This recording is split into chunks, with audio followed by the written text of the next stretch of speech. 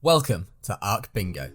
In this video, I'll be taking on my friend and fellow Ark 100 Days YouTuber, Natural Causes, in a game of Ark Bingo. The rules for this challenge were pretty simple.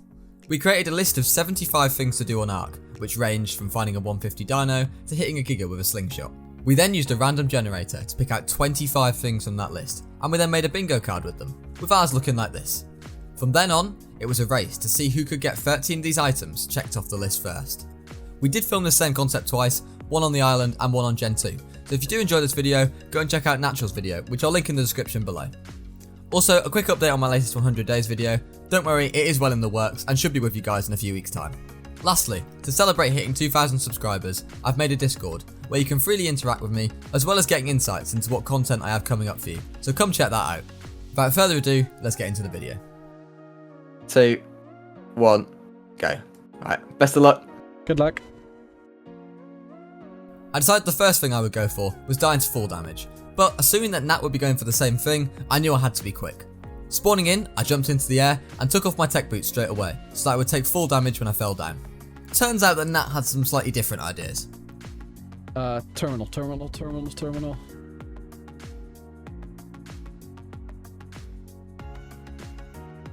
I have died to full damage. Jeez, you'd like started off on a cliff or something. No, I just started off, tech suited up, and then took my tech boots off. Ah, well done. A quick note at this point, while we did live commentate this, we both experienced different issues with our own audio, hence why large portions of this video are post-commentary. If you do enjoy the concept though, smash that like button and we'll make sure to get that sorted out for next time. While Nat was focusing mainly on ticking the mission objectives off the list, I had an entirely different strategy, and decided to primarily focus on getting the easier open world missions as soon as possible. The first one I decided to go for was to punch a shadow main, and after spawning in the Innards biome, I managed to quickly locate a shadow main who was just about to go for a nap before I gave him a mean left hook. The shadow main didn't take too kindly to this and immediately killed me. I then realised that I was now 1/5 of the way there towards being killed by 5 different creatures. So upon spawning in, I tried to get killed by the stego, only for it to decide to run away instead.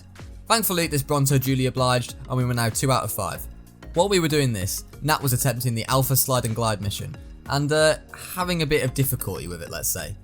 He eventually did manage to get it done here on the second attempt, but can we take a moment to appreciate this timer on 0 seconds here? Returning to my own point of view, I was having a fantastic time dying to bugs, a Chalasico, and finally a Spino, to tick the dying to 5 different creatures off my list. Upon respawning, I managed to find a level 20 dodo, which met the criteria for the find any dino level 20 or under task.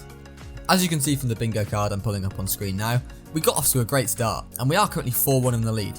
Things would get even better, as that day on Genesis 2 happened to be purple drops, one of the best drops to find tech structures from. Sure enough, I found 2 tech walls, which put me 5-1 up.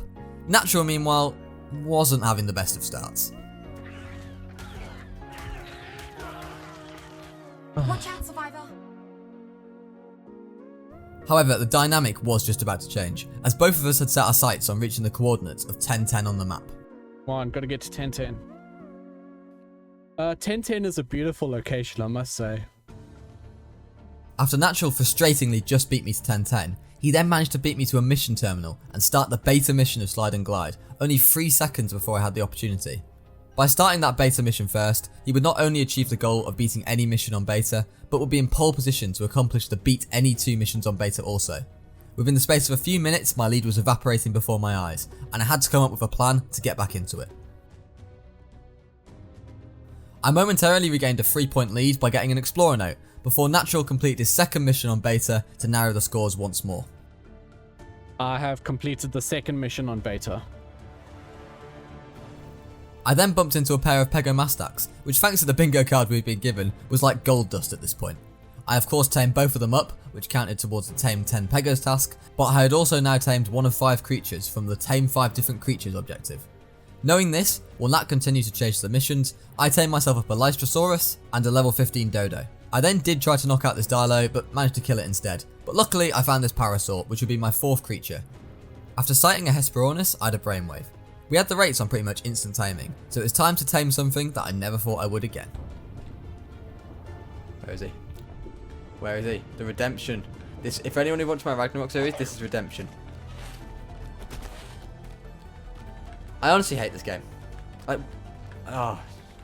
So yeah, It turns out that Ark have managed to break Hesperornis, as I thought they had on my Rag 100 days. Not to worry though, as I stumbled across this level 15 deer, who would be my 5th tame, and thus completing the objective to tame 5 different creatures.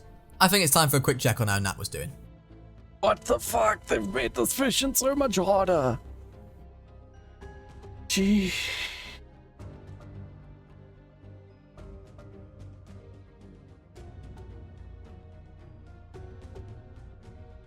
With 5 creatures tamed, I wasted no time and immediately set my sights on the next objective, to punch a Tuso. Tusos are a pretty rare spawn on Genesis 2, but I did manage to run into this alpha mosasaur who gave me a bit of a heart attack when he followed me all the way up to the surface. It wasn't too much longer, however, when we found what we were looking for. Boys, it's a Tuso. Wait, I have to punch it. I have to punch it. This is the issue. I have to punch it before it grabs me.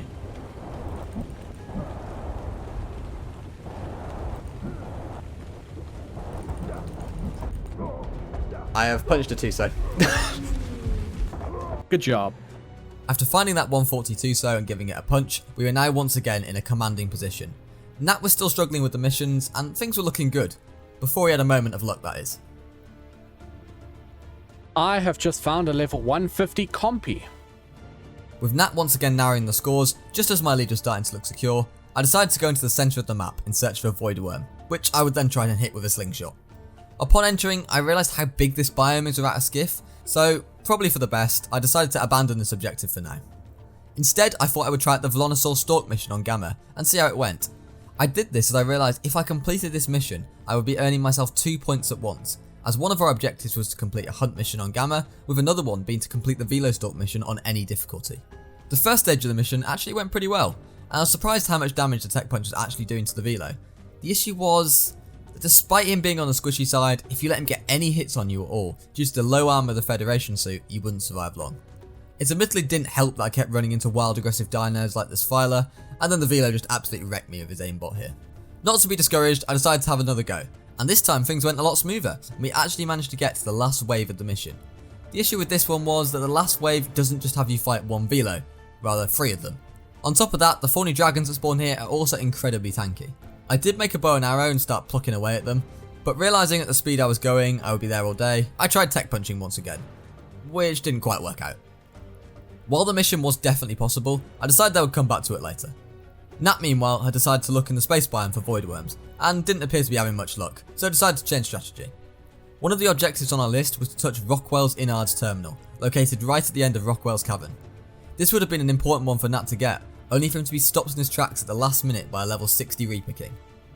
Unaware of the fortunate events that just happened in Rockwell's cave, it had just hit night time, which meant I went hunting for some Troodons to get knocked out by.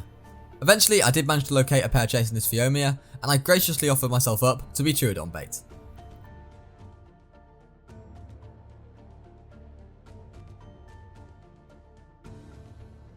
After completing the Troodon mission, I was fortunate enough to stumble across this manor.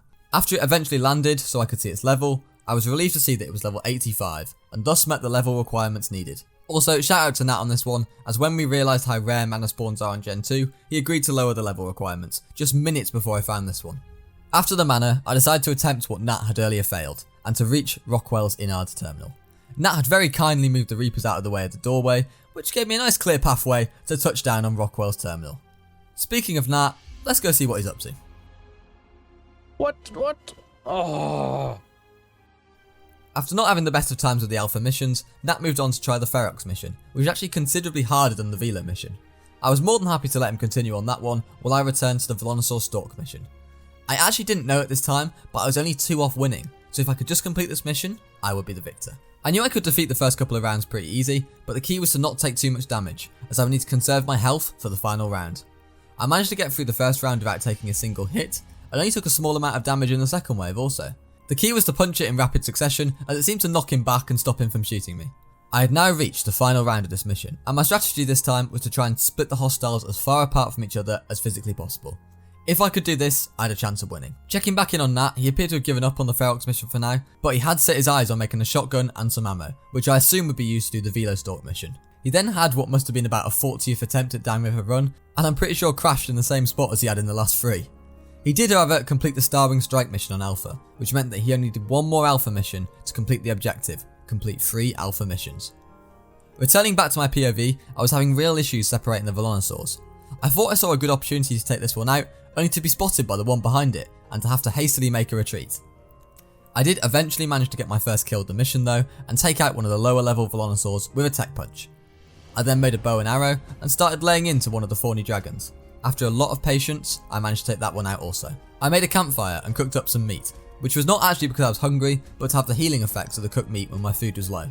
Had I been a bit more patient, med brews would have definitely made my life a lot easier on this mission. After taking out the thorny dragon, I took out the other low level Volanosaur with relative ease. I now only had the Dilos left, which were pretty easy, one thorny dragon and the level 300 Volanosaur, which due to the amount of time I'd been doing this mission, had begun to heal way back up. I finally decided to go for it, only to see that when I arrived, he got the alpha buff due to a nearby alpha creature, which was seriously reducing my damage output.